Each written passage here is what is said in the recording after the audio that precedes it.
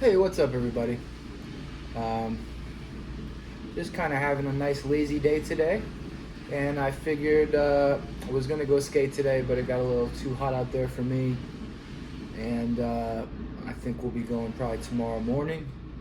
And in the meantime, I've just been kind of sitting here, staring at my board, and just kind of thinking about my setup over the last. It's probably I'm gonna be 36 in June, and it probably has been about 2 years if I date some of the videos that I made in the past like little year. Like the first video that I made was 2 years ago, so it's been about 2 years since I got back into skating. I originally started skating in 19, actually, like probably hard for some people to believe, but I started skating in 1996. I was 8 years old, and I remember a little while before I got my board, I was babysat by somebody, and they took me to some park or something. I don't even remember. The memory is pretty scarce, but I do remember the memory that made me want to get a skateboard, and that was a group of guys that looked like Blink 182 all skating in a parking lot, riding around, like, just doing like basic kick around stuff. I don't, I wasn't aware of tricks at that point, but the thing I did note was that the kid ollied over his backpack, which was like, when you're 8 years old and you see a kid put his backpack down, he jumps over it. It's like a magic trick. Of course, I went up to the kid and I asked him, "Can I use your skateboard?" And I got a prompt, "No, kid, get the hell away from me." So obviously that made me want to get a skateboard more. And at some point I asked my dad, and of course, like most parents, they took me to the cheapest place that they could get a skateboard, which was Walmart at the time, in 1996. And at that time they were still selling Veriflex skateboards. I don't know if they're still selling them to this day. I know there's like other brands that have kind of like edged in on that market now, like Dark Star and Braille and stuff like that. But back in the day, it was Veriflex, and Veriflex was, to my knowledge, a pretty premier company in the 80s and up until the early 90s, and then they made a deal with Walmart and it kind of faded away. But either way, it was kind of like today's egg shape, but skinny, and I think it was probably 7 inches wide. It was skinny, and it had raised bolts, which I didn't learn till later were because they had those bridge bolts back in the 80s, but into the 90s they made the bolts raised so that your shoe would catch on the bolt. This is what I heard, your shoe would catch on the bolt and help you to kind of lift your ollie more. So these bolts here, like, these are flush now. The bolts were they had like maybe not a quarter inch, but it was a bit of a hump, and they were rounded, like dome shaped, half dome, and you'd ollie and your foot would hit the dome and it would help you to push your board up and level your ollie out, back before they really understood what was doing it, which is pretty wild to me. And that board, I didn't learn to ollie on it, but I learned, like, we used to do acid drops off stuff and ride around, and I started to learn like how to ride. I learned how to ride when I was 8, and I did that for probably like 2 years. I probably rode around,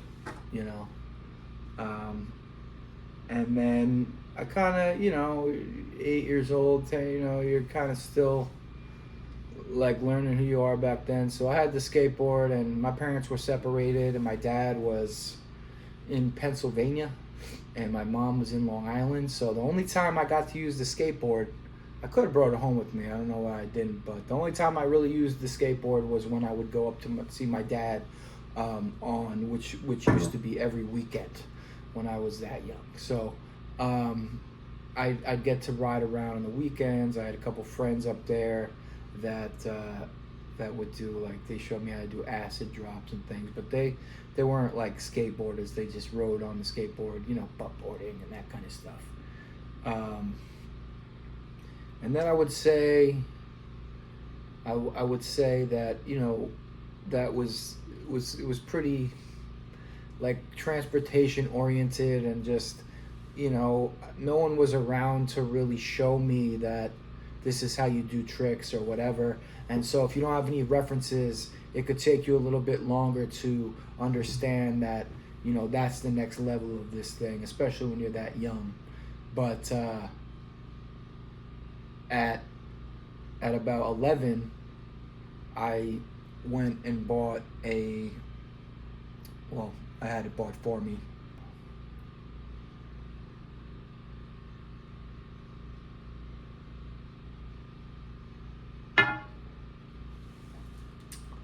At 11, I started to, I don't know, that was around like 2000, and Tony Hawk's Pro Skater came out.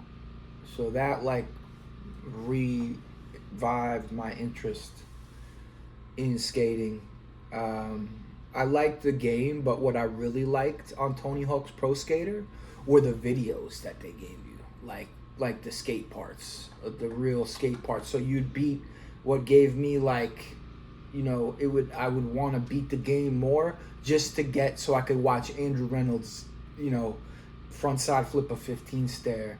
And that's when I started watching those little parts at the end of the Tony Hawk video game players. Like every time you'd beat it, you'd see Andrew Reynolds thing, you'd see Bob Burnquist part, you'd see, and they had legit skate parts at the end of each play. Each character you beat the game, they'd have a part for them. And so I remember like Strictly playing Reynolds and Muska, and like Kareem Campbell had a dope part in that game. Like that was another one. Like he had a song, I can't remember it now, but they had a great, they had some great hip hop in there, and just like a great mix of music that also got me like pumped up. And you started to associate that music with skating, and then you'd hear it and it would make you want to go skate. So that's where I started to like, we played a game, and then it wasn't even about the game. I was like, I want to actually do this, So at some point it became, my birthday, and my mom took me to see some family friend in Florida or something that was always nice to me, and they took me out to a surf shop. Like when I used to go to Florida, I'd go, I also watched Rocket Power when I was a kid. I was like 10, 11 years old when that came out. And so in that, they were like skimboarding and doing stuff like that. So I was like, oh, that's pretty cool. And I went to Florida, and when I went to the surf shop there, they had skimboards there. And so the first thing I did was buy a skimboard. And I had one or two of those things over the years, actually. And skimboarding is pretty fun. But eventually, like, I went to the skate shop again, and I was like, those skateboards are looking pretty shiny right now. And I don't know what made me do it, but I reached for, we went to the shop, and I said, I think I want a skateboard. So we went to the shop in Florida, and I think it was like Ron John's surf shop or something like that. It was like, from what I remember, it could have been something else, but I think it was Ron John's. And I went in there, and they had a complete, and it was an anti-hero Tim Upson deck. And it was like a skull with a backwards hat on, and it looked like an Ace of Spades card. And it was just like, for 11-year-old me, that was like the coolest thing I've ever seen in my life. So I just went, I had like yellow Spitfires on them with like the gorilla on them back in the day or something. Like it was sick. And I had Titan tie lights. Those trucks suck. But it didn't matter to me at that point. Everyone who saw my board was like, those trucks suck. But to me, like, it didn't matter. I didn't even know how to 50 yet. So, I learned how on that. But that board was like what opened my brain to wanting to skate. Like, that was the board that I took back to New York. And then I lived in a small apartment complex with curves that were like this high, and they were perfect for learning just how to get onto a curb, because you know, I didn't have the best, like, my shoulders would turn a lot when I would skate when I was a kid. And so a lot of the times I would have to 180 into a 50-50 for some reason. Like I could go in 180 into um, a switch front 50, but I couldn't for some reason go and ollie straight into a front 50 or a back 50. So when I was like 10, 11 years old, I actually learned 180 switch 50 first before I learned regular 50s. Um, and so I skated that board for a couple of years, and then I learned, and then I don't know, you kind of grindy at that age. You don't, you progress, but it's like at a slower pace, at least for me, because you're learning everything basic and it takes a long time. I'm from Long Island. There's a lot of flat there, and at the time, like, there's no skate park. There's no one cares about skateboarding. In year 2000 in Baldwin, Long Island, there was a couple years later a skate shop that opened, but I'll get to that later. And then that board, I kind of learned more like basic stuff. I learned to ollie on that board. I learned to like 180 and stuff like that. And then eventually it turns into a toothpick. And then my real first board that I started learning like actual tricks on was the Chad Muska Kamikaze board, the Rising Sun deck, and I actually have a reprint of the deck. And then I think I remember my third board was a Baker 2G. It was, well, Baker, but it was a promotion for Baker 2G, and it was like the Boss deck, and it was all sketched out. It was Andrew Reynolds like sketchily drawn on the board with like a 40 or something, and it just said the Boss on it. And that was my first. That board, that third board, I perfected like my kickflips and stuff, and really started to push it. At that time, I was about 13, and 13 was probably when I said, like, this is what I want to do for a living. And so, I started to go hard, and then I proceeded to skate for another 10 years, and I got a whole nother story with that. But my main thing here is that, at around 24, at around 24, 25, I kind of stopped skating again. I stopped skating. I started to work construction. My body couldn't handle it. I hadn't gotten to the place I wanted to get career-wise with it. And I decided that, I can either get hurt working or I can get hurt skating, and I made that decision. At around 24, that that was it, and we weren't going to put full force effort into this anymore. And I went and I got into the real estate industry, or I got into the real estate business and property management. I managed 30 apartments for 15 years, and I did well with it. But at the end of it, we decided to sell the business, and now I'm in a transitional period. So during that time of deciding to sell that business and taking a look at my life and what I was passionate about, I felt like something was missing, and I took a step back to look at it, and I saw that at the time, about 2 years ago, I saw that thing was skateboarding. I had a good friend of mine telling me that I should get back on it, and that it was good for your soul, and I agreed. I knew that already, but at 35, at 34, when I started again, that was like a different perspective. Like, okay, all right, man, like 34 years old, yeah, what am I gonna do? What am I gonna do? After not skating, I didn't skate for 10 years. So at that point, you're like, like, yeah, all right, like I'm like a little kid again. So basically, like, I just decided that I'm going to make the best of this. I'm gonna order the funnest board I could order, So I ordered a Tom Penny mushroom board with like crux, like crux turquoise trucks and like big cruiser wheels on it, and just like something stupid so that I could just have fun, dude. Like have fun riding the board and not have to worry about, is this gonna suck to ride? I wanted something that was like a Cadillac that was just gonna ride me around. So I got on that, and man, the rest is history. Um, I went for one session with my buddy, just kind of riding around. And then, we were in Jersey City and we were just kind of riding around and played a couple of little games of skate. And by that time, I was like, man, this is what's up. I only had to do like a couple 180s, and it was like doing a line. I was like, yeah, okay, I see what this is about again. And so after that, I skated that little cruiser thing a while. I learned to kickflip again on that.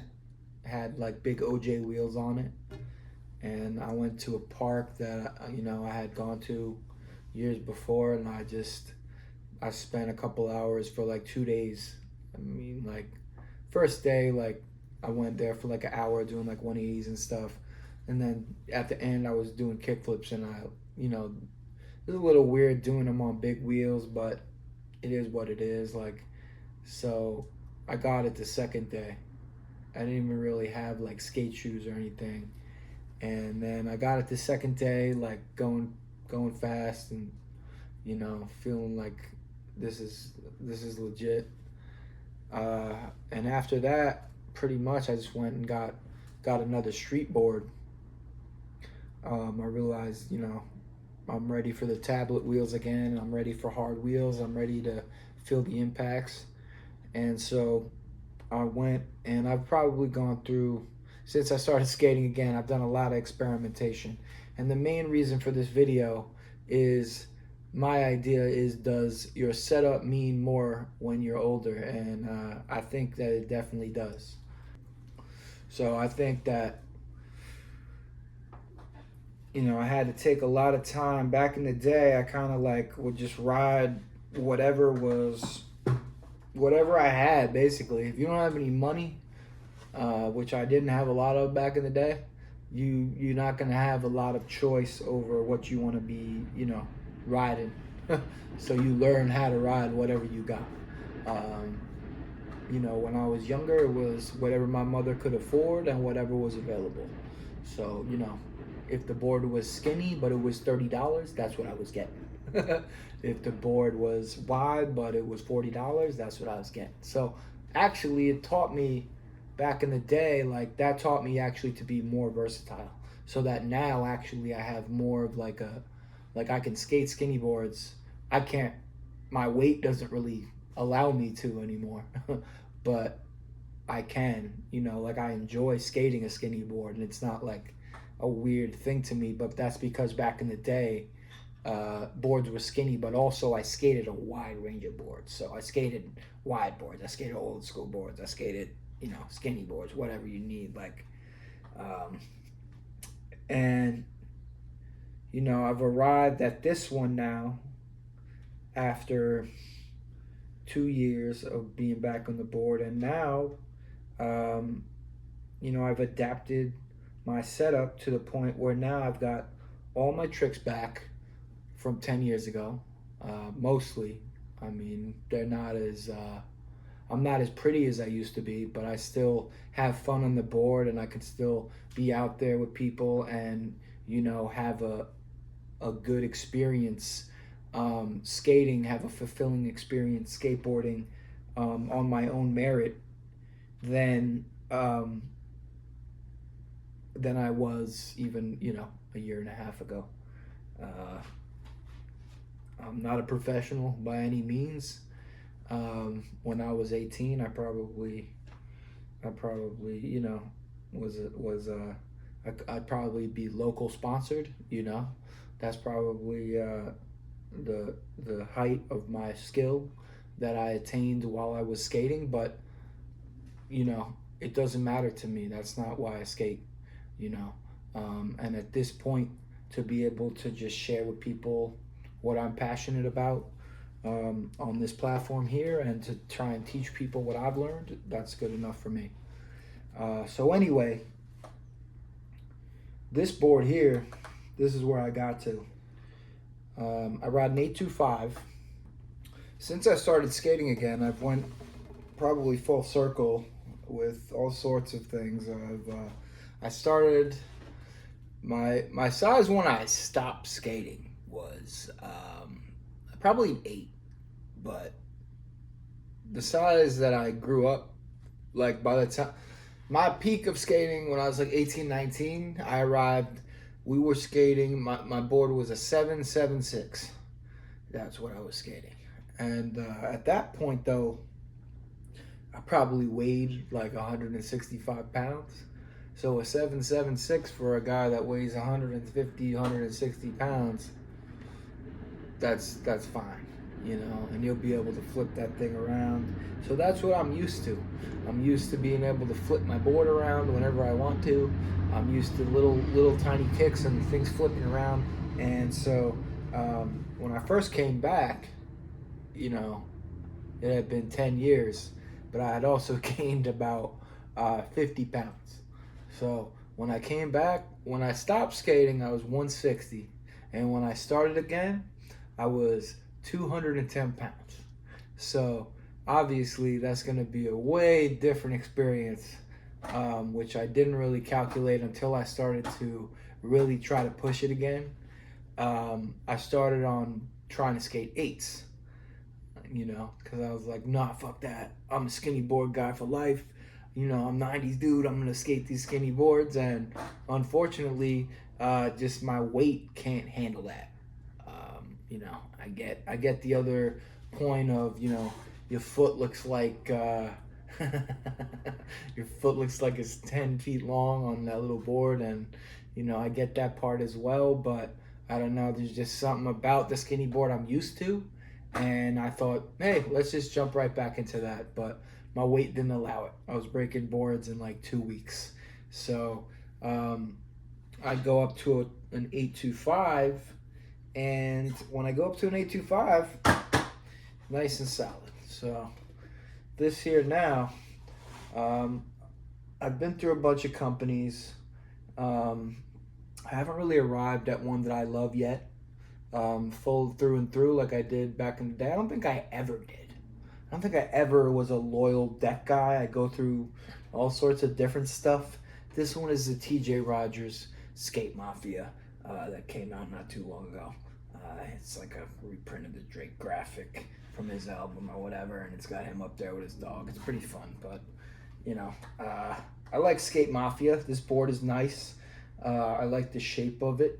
It's got a nice wheelbase. It's got a shorter wheelbase, which I enjoy.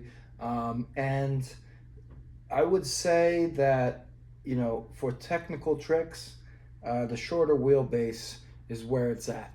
As an older dude, this is where it's at. If you want to be flipping and spinning and doing flat ground tricks that impress people, get a shorter wheelbase.